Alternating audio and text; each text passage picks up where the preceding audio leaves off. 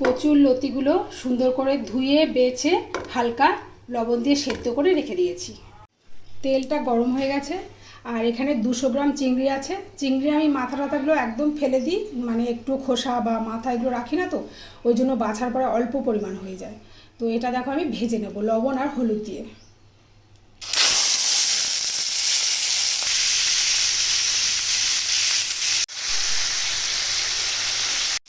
রান্নাটা আমি খুব তাড়াতাড়ি যে হাতে করা যায় সেইভাবে আমি দেখাচ্ছি। হ্যাঁ, এই চিংড়ি মাছটা তুলে রাখলেও হয়, ভাজা হয়ে গেছে, কিন্তু আমি পাশে রেখে দিলাম রাঁধুনি, একটু রাঁধুনি দেবো।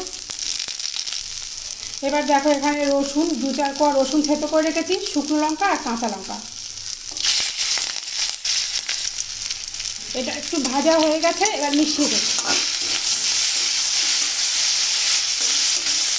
পাশে যে লতিটা রেখেছিলাম হালকা সেদ্ধ করে সেটা দিয়ে দেবো।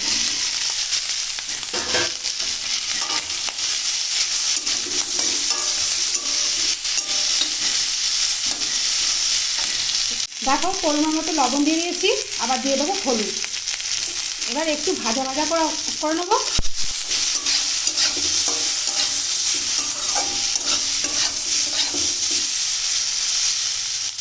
তো বন্ধুদের কাছে একটা প্রশ্ন, যে এর মধ্যে জিরে গুঁড়ো, ধনে গুঁড়ো, আদা বাটা এসব কি লাগে? দেখো কত সাধারণভাবে আমি রান্নাটা করছি। এমনকি তেলটাও দেখো, দেখো কোনো তেল কিন্তু চপচপ করছেন না। আমার রান্নার বৈশিষ্ট্য এটাই যে অল্প তেল এবং মশলা দিয়ে কিভাবে সুস্বাদু রান্নাটা করা যায়, পুষ্টিগুণ বজায় রেখে অবশ্যই। দেখো এবার ভাজা ভাজা হয়ে গেছে, হলুদের যে কাঁচা গন্ধ সেটা চলে গেছে। এখন কিন্তু জল দিয়ে দেবো।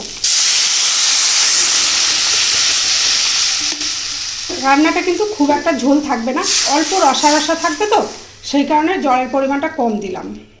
এই রান্নাটা কিন্তু কম আঁচে হবে না, মানে অতটা টেস্ট আসবে না আর কি। হবে না কেন, হবে, কিন্তু অতটা টেস্ট আসবে না। এটা মানে আগুনটা বাড়িয়ে জালটা একটু জোরে দিতে হবে, এইভাবে টকবক টকবক করে যাতে ফোটে, তাহলে টেস্টটা ভালো আসবে আর কি। এই দেখো আর একটু ঝোলটা শুকিয়ে আসবে, তারপর আমি নামিয়ে দেবো। তো এই যে এরকম হয়েছে, এবার এটা আমি নামিয়ে দেবো। দেখো একটু রসা রসা, এই যে এরকম রসা রসা থাকবে। এবার রান্নাটা আমি নামিয়ে দেবো, হয়ে গেছে, কমপ্লিট। আরও একটি রান্না দেখাচ্ছি। দেখো তেলে দিয়ে দিলাম একটু কালো জিরে, শুকনো লঙ্কা, কাঁচা লঙ্কা, তেজপাতাটা আমি পরে দিয়েছি আর কি। তারপর একটু ভেজানো ছোলা, এগুলো একসাথে ভালোভাবে ভেজে নেব। এটা একটা রান্না হচ্ছে কচু শাক বন্ধুরা। এই দেখো কচু শাকগুলো আমি সেদ্ধ করে আগেই জল ঝরিয়ে রেখেছিলাম। কচু শাক রান্না আমি দেখি আমার খুব খারাপ লাগে, জানো তো বন্ধুরা। এতটাই তেল দেয় আর তার মধ্যে দুনিয়ার মশলা গুঁড়ো গুঁড়ো গুঁড়ো গুঁড়ো দিতেই থাকে। একটু লবণ দিলাম, আর এর মধ্যে হলুদ আমি সচরাচর দেই না, কিন্তু আজ একটু দিলাম। তো মানে কি বলবো, এত খারাপ লাগে। জিরে গুঁড়ো, ধনে গুঁড়ো, তারপরে শুকনো লঙ্কার গুঁড়ো, গরম মশলার গুঁড়ো পর্যন্ত আমি দিতে রেখেছি কিছু কিছু রান্নায়। আর তেল মানে কচু শাকের থেকে তেল বেশি থাকে, তার মধ্যে তেল একদম চপচপ করে ভাজতে থাকে। জানি না কি করে ওটা সুস্বাদু খাবার হয়। আবার যাই হোক, আমি এভাবে রান্না করি, তো এই খুব ঘাটতে হবে। হ্যাঁ, আর তাছাড়া আর কিচ্ছু দেইনি। আর কেউ যদি একটু চিনি মনে করো দিতে পারো, আমার কচু শাকটা খুব মিষ্টি ছিল তো, তাই আমি চিনিটা দেইনি। দেখো একদম শুকিয়ে নিলাম, রান্নাটা হয়ে গেল। আর এই যে এর মধ্যে, হ্যাঁ এর মধ্যে একটু মশলা লাগে। এই দেখো রসুন, আদা, পেঁয়াজ, ধনে, জিরে সব কিছু এখানে দিতে পারি। তো আজকে আমার রান্নাটা এটাই হয়েছে, সাদা ভাত, পেঁপে সিদ্ধ, কচুর লতিটা যা হয়েছিল না বন্ধুরা, ছেলে ভীষণ ভালো খেয়েছে।